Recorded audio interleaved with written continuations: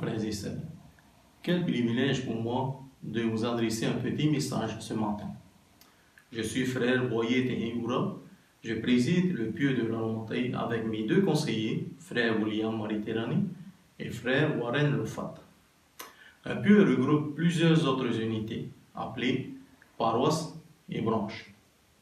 Le pieu de la remontée compte 2425 fidèles, répartis entre 6 paroisses et 2 branches sur les îles de Raiatea et Huhine. Depuis quelques mois, le Covid-19 envahit le monde entier et actuellement il est présent sur notre territoire. Comme nos concitoyens en Polynésie française, ma famille et moi, nous nous efforçons à suivre les consignes de sécurité données par les autorités du pays et de l'État. Pour certains de nos enfants, le confinement est un inconvénient, mais nous sommes fiers d'eux.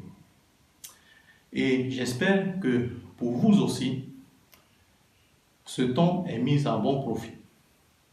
Dimanche dernier, vous avez appris que l'Église de Jésus-Christ des Saints des Derniers Jours a tenu une conférence générale lors du week-end des 4 et 5 avril.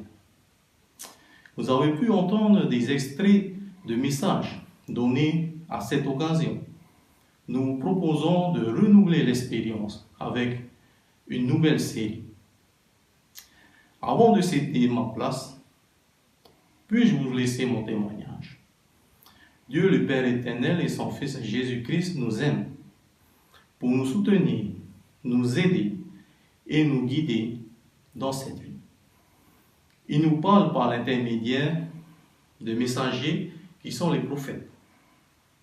C'est pour cela que je vous invite maintenant à écouter les messages ci-après, puis à les appliquer là où ils conviendront à votre situation individuelle et familiale.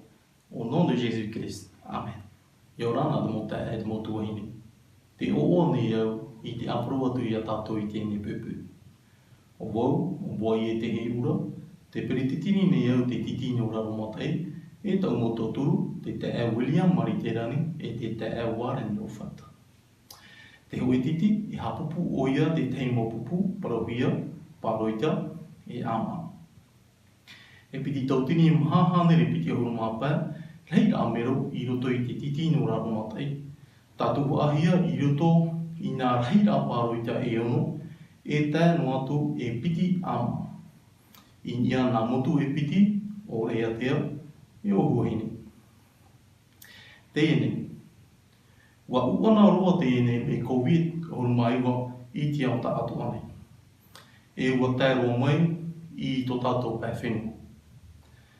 Mai te motata atoa I Polinesia whrani nei, o tau tua whare e wau nei, te hapo nei mātou I te mowhau e rā, no te paruru rai mātou.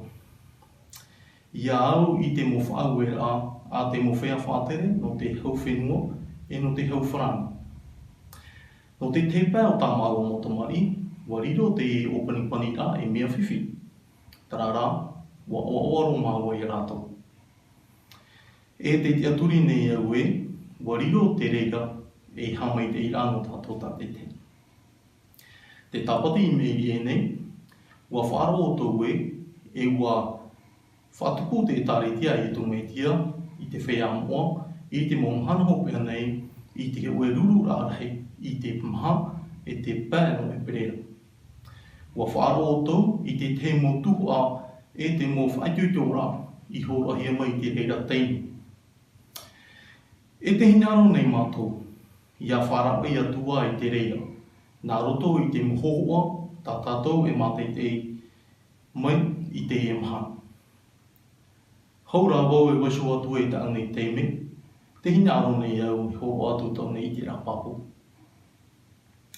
Te here nei te atua, te metua I te awa, e tāna te meti o I e tu metia I tātou. No te turura, te tauturura, e te iaratei a I a tātou, I roto I tēnei o rara. Te paraunei o ia, I a tātou, nā roto I te mō perofeta. E no reira, te hinaro nei au I a whaaro mai tātou, I te mo whai tui te ora a I muri nei. E ia whao hipa tātou I te reira, I roto I tō tātou rara tā te tei, e I roto I tō tātou oro a utua whai. Nā roto I te o I e tūmeitia. Amen.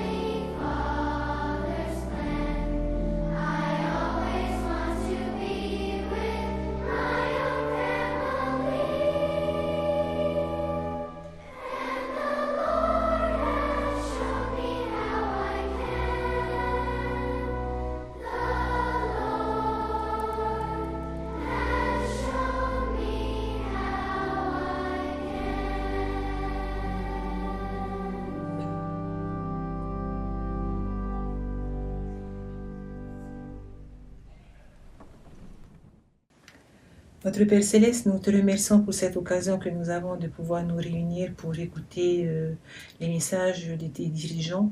Nous te remercions pour Jésus-Christ, ton Fils, qui s'est sacrifié pour nous, et nous te remercions également pour les nombreuses bénédictions que tu nous accordes chaque jour.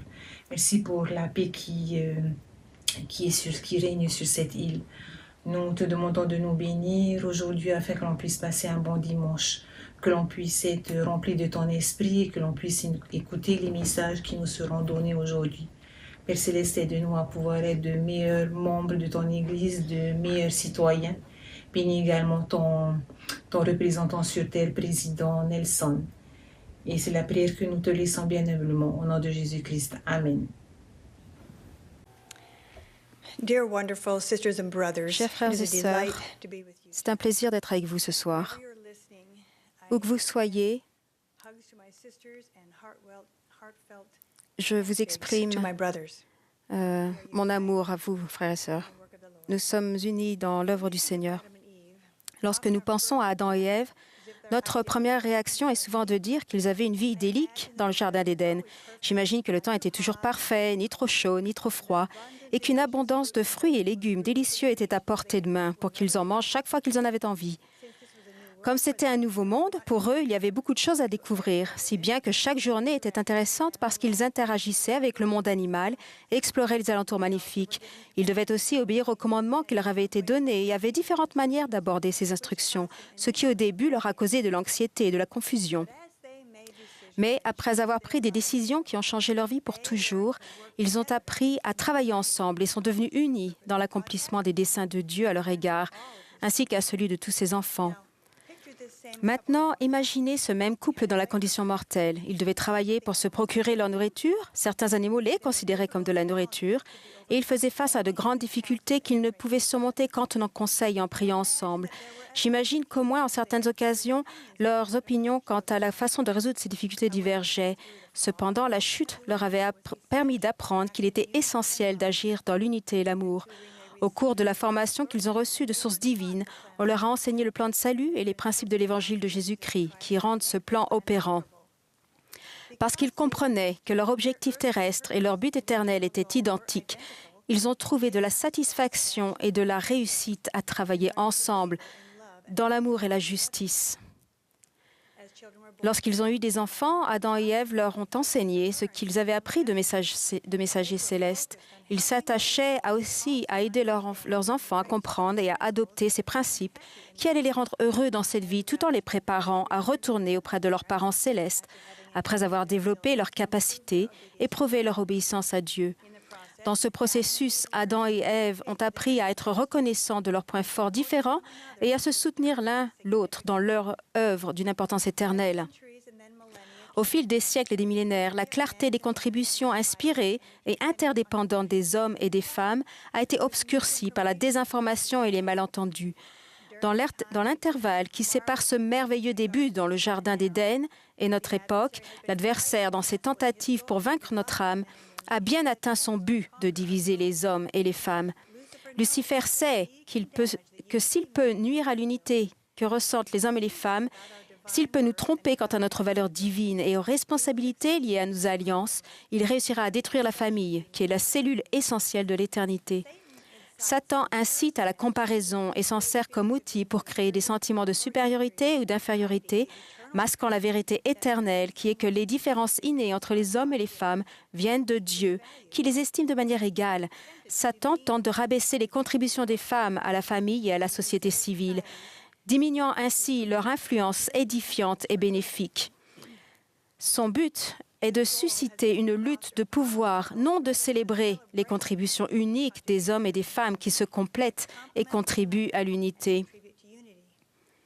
Ainsi, au fil des ans, partout dans le monde, la pleine compréhension des contributions interdépendantes par des saints divins et cependant différentes des femmes et des hommes a en grande partie disparu.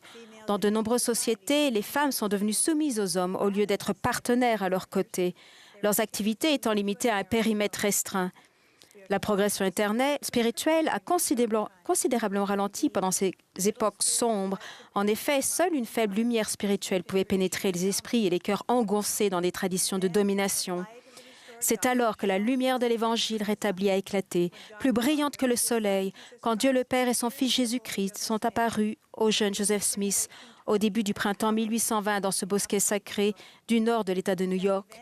Cet événement a marqué le début d'un déversement moderne de révélation des cieux.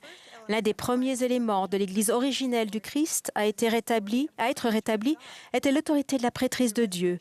Au fur et à mesure que le rétablissement se poursuivait, les hommes et les femmes ont recommencé à se rendre compte de l'importance et du potentiel qu'il y avait à travailler en partenaire, mandaté et dirigé par Dieu dans cette œuvre sacrée.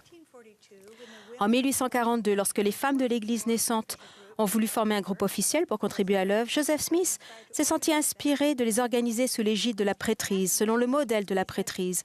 Il a dit « Je tourne maintenant la clé pour vous, au nom du Seigneur. C'est le début de jours meilleurs. » Depuis que cette clé a été tournée, des possibilités pour les femmes dans les domaines de l'instruction, de la politique et de l'économie ont vu le jour et se sont graduellement étendues partout dans le monde.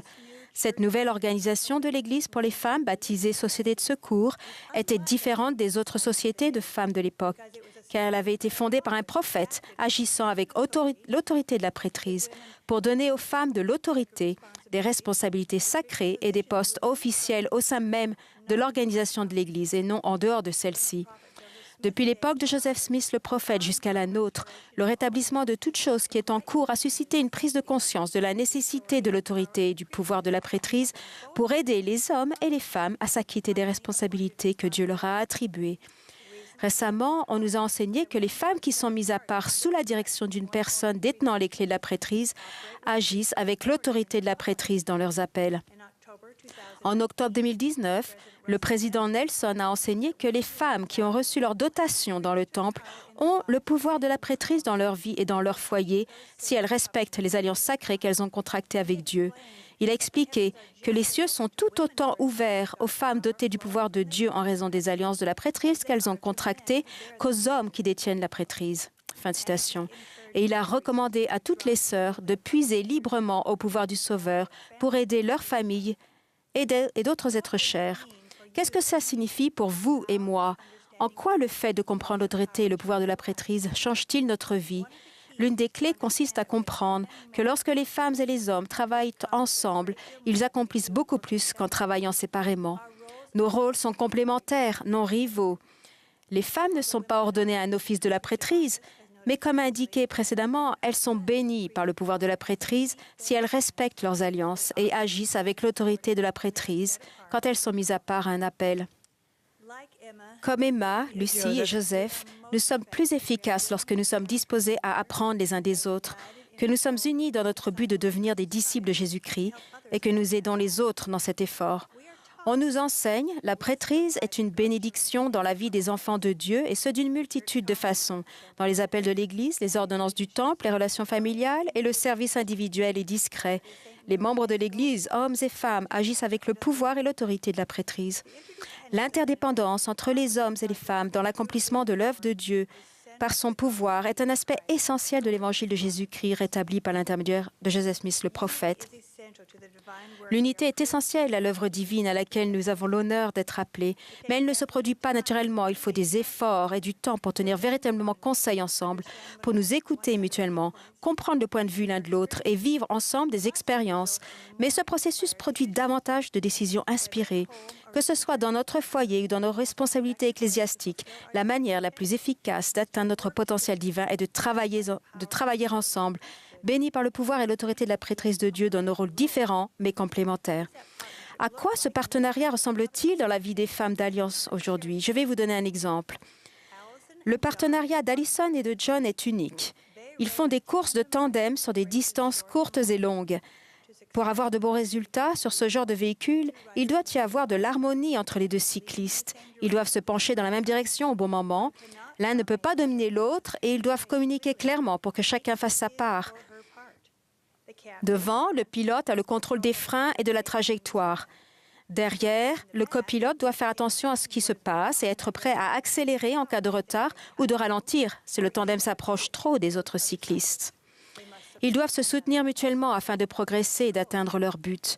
Alison explique, « Au début, pendant quelque temps, le pilote disait « debout » quand nous devions nous lever et « frein » quand nous devions arrêter de pédaler. Après un moment, le copilote pouvait dire quand le pilote allait se lever ou freiner et il n'était plus nécessaire de prévenir. Nous avons appris à être en phase avec ce que fait l'autre et pouvons dire quand l'un a des difficultés et que l'autre essaye de compenser. C'est réellement une question de confiance et de travail en collaboration. John et Alison sont unis non seulement sur leur tandem, mais aussi dans leur mariage. Chacun d'eux désire le bonheur de l'autre plus que le sien propre. Chacun cherche le bien chez l'autre et s'efforce d'améliorer ce qui n'est pas si bien chez lui. Ils dirigent à leur tour de rôle et donnent davantage quand leur partenaire a des difficultés. Chacun accorde de la valeur aux contributions de l'autre et lorsqu'ils combinent leurs talents et leurs ressources, ils trouvent de meilleures solutions à leurs difficultés. Ils sont véritablement liés l'un à l'autre par un amour chrétien. En cette époque où nous sommes entourés de messages prônant le moi d'abord, il est essentiel d'être plus en accord avec le modèle divin d'unité dans le travail. Les femmes possèdent de dons distinctifs divins et ont reçu des responsabilités uniques, mais elles ne sont ni plus ni moins importantes que celles des hommes.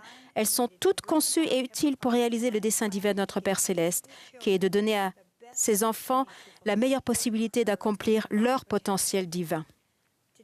Aujourd'hui, nous avons besoin de femmes qui ont le courage et la vision de notre mère Ève pour s'unir à leurs frères et amener des âmes au Christ.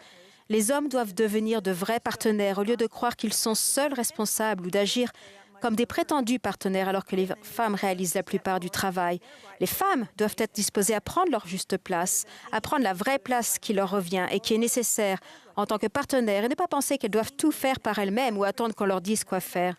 Voir des femmes qui sont des participantes vitales, ce n'est pas chercher la parité, mais comprendre une vérité doctrinale. Au lieu d'établir un programme qui réalise cela, nous pouvons travailler activement à valoriser les femmes comme Dieu l'a fait, en partenaire essentiel dans l'œuvre du salut et de l'exaltation. Sommes-nous prêts? Nous efforcerons-nous de surmonter les préjugés culturels et à la place d'adopter des modèles et des pratiques divins basés sur un fondement doctrinal?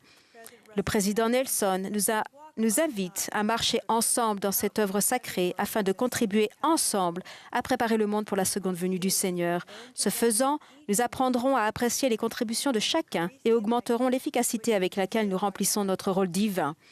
Nous connaîtrons une joie plus grande que ce que nous avons jamais connu. Puissions-nous tous choisir de devenir unis à la manière inspirée du Seigneur pour aider à faire avancer cette œuvre. Au nom de notre Sauveur bien-aimé Jésus-Christ. Amen. Récemment, un panneau d'affichage à Salt Lake City a retenu mon attention. Il faisait la publicité d'une entreprise de mobilier et de décoration intérieure. Il indiquait simplement « Au service des meilleurs foyers de Salt Lake City ». Le message était accrocheur. Que sont les meilleurs foyers ? J'y ai réfléchi, en pensant particulièrement aux enfants que ma femme, Cathy, et moi avons élevés et à ceux qu'ils élèvent à leur tour aujourd'hui. Comme les parents du monde entier, nous nous sommes souciés d'eux et avons prié pour eux. Nous le faisons encore. Nous voulons sincèrement ce qu'il y a de mieux pour eux. Comment peuvent-ils, eux et leurs enfants, vivre dans les meilleurs foyers ? J'ai pensé au foyer des membres de l'Église que Cathy et moi avons eu le privilège de visiter. Nous avons été invités dans des foyers en Corée, au Kenya, aux Philippines, au Pérou, au Laos et en Lettonie. Je vais faire 4 observations sur les meilleurs foyers. D'abord, du point de vue du Seigneur, les meilleurs foyers reposent entièrement sur les qualités de chacun des individus qui y demeurent. Le mobilier, le revenu ou le statut social des personnes qui le possèdent n'influent pas de manière importante ou durable sur la qualité du foyer. La plus belle caractéristique d'un foyer est l'image du Christ qui se reflète dans les personnes qui y résident. Le plus important est la décoration intérieure de l'âme des habitants, pas le bâtiment lui-même. Ces qualités du Christ s'acquièrent dans la suite des temps, par des progrès intentionnels sur le chemin des alliances. Les vertus chrétiennes ornent la vie des personnes qui s'efforcent d'être bonnes. Elles emplissent le foyer de la lumière de l'Évangile, que le sol soit en terre battue ou en marbre. Même si vous êtes la seule personne du foyer à suivre l'injonction de rechercher tout ceci, vous pouvez contribuer à l'ameublement spirituel de votre foyer.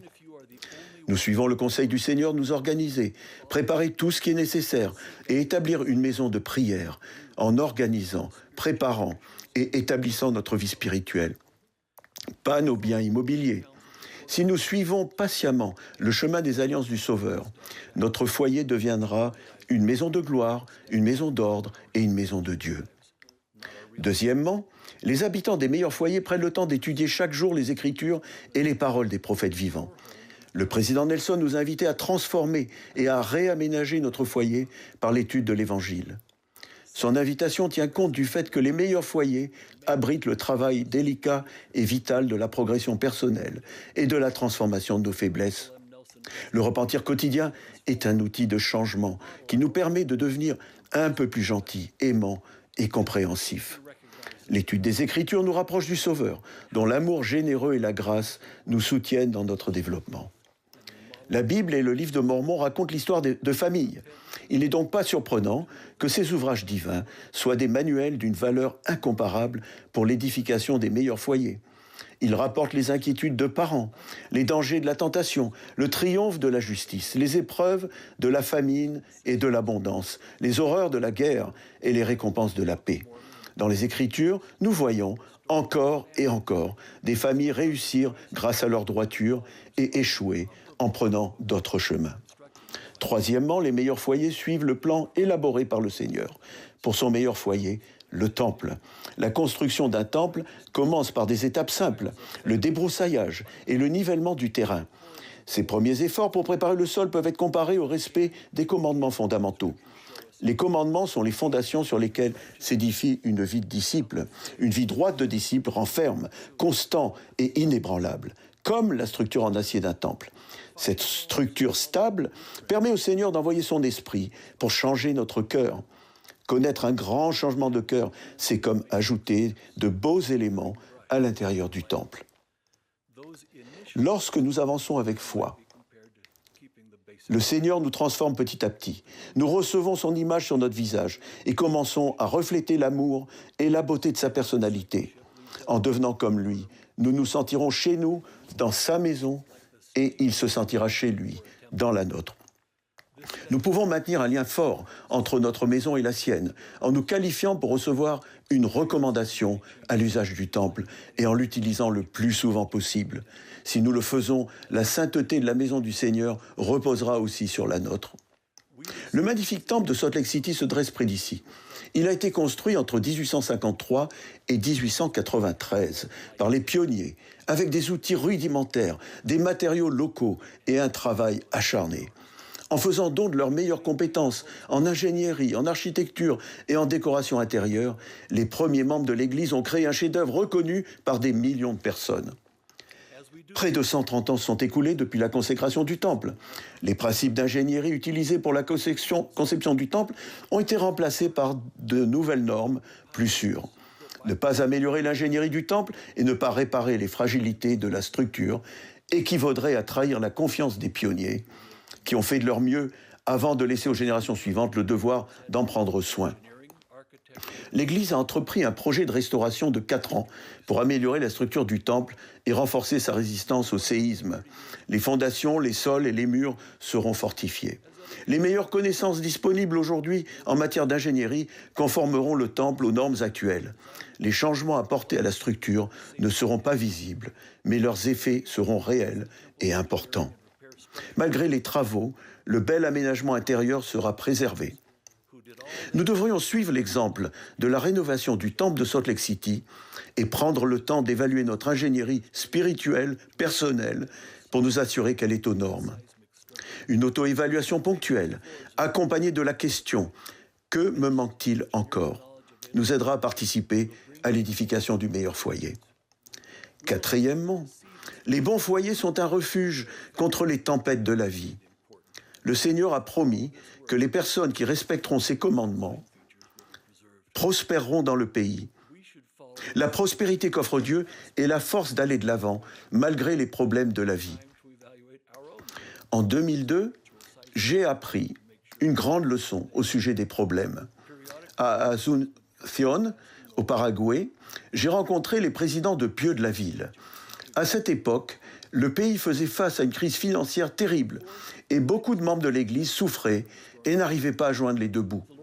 Je n'étais pas retourné en Amérique du Sud depuis ma mission et je n'étais jamais allé au Paraguay.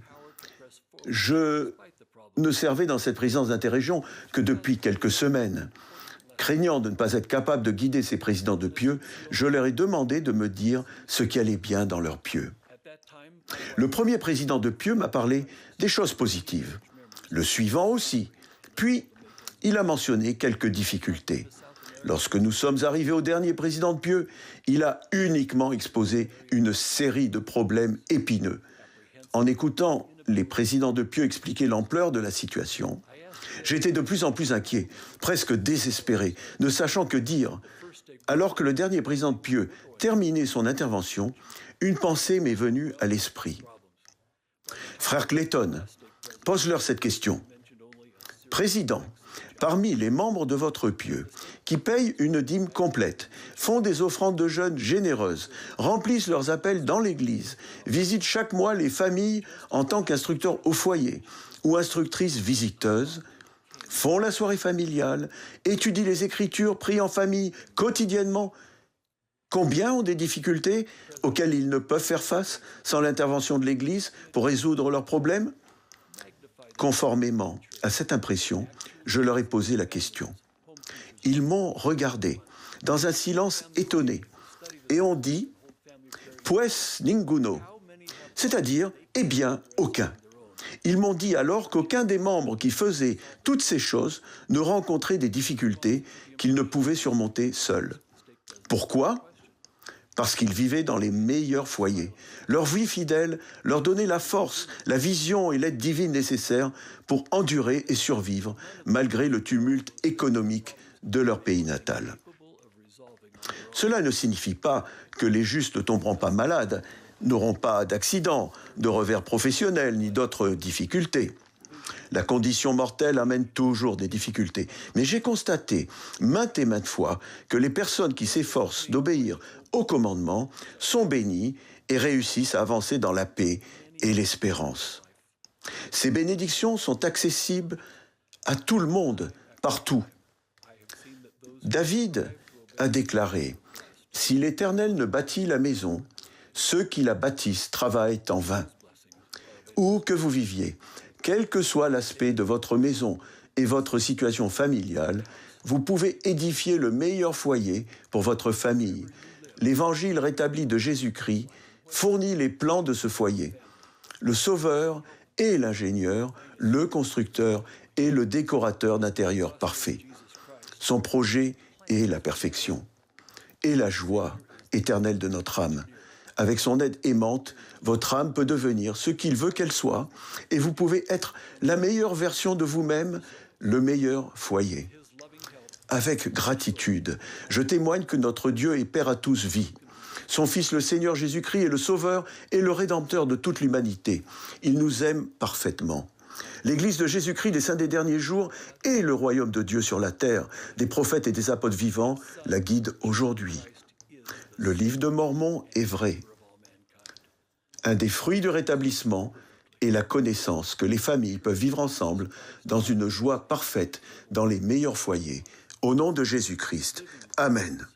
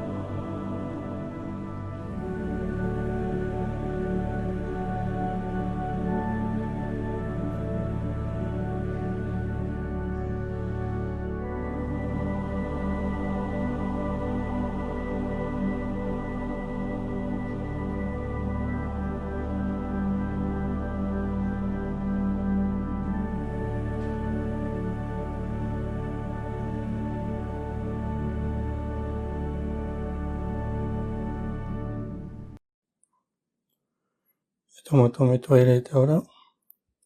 Te yamato te te motamari tāo i nio tuinuani. E te taparu hei ha tuni mato ia oi. E anine oi a toturu mea mato i roto ne te ni tauwhiwhi. no te ne tiro tiro auru maiwa.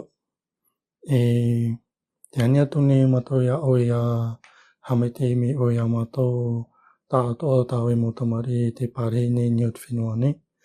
Te ani atu ne matou ia oe ia hamete to oe mo whea te ara teine te whenua ne. Tēnā tō te mo whea te roi ne te hepai roto ne te mo whare mai. Ia ne ara toi anoa te puwei te tuito no te aro rā e tēnei tiro tiro. Te ani atu ne matou ia oe a whaore me oe tēnei tiro tiro ni o te whenua ne. Ia ne tā oe mo tamari ia ora mai te hau, mai te o. Te ani atu ne matou ia oe a hamete me oe tamato ne tāwe ni profeta. Te ara tēnei tāwe ne mo tamari ni a te whenua ne. Te ani atu ne matou ia oe tō ia pārei me ia mana o tēnā warua me te eiro tupu ne a matou. Ia ara te ito te ria ia matou i tō ara tēnei tau ni o te whenua ne. Hamaruru ne matou ia oe no tāwe ni tamati e whānau te hei. Tāna tutia ia ne ia matou ia ora a muri atu. Whaore me oe tamato ne mohara tātei me tramahana. Te tamato puri nā rato te oa etu me te ara. Amen.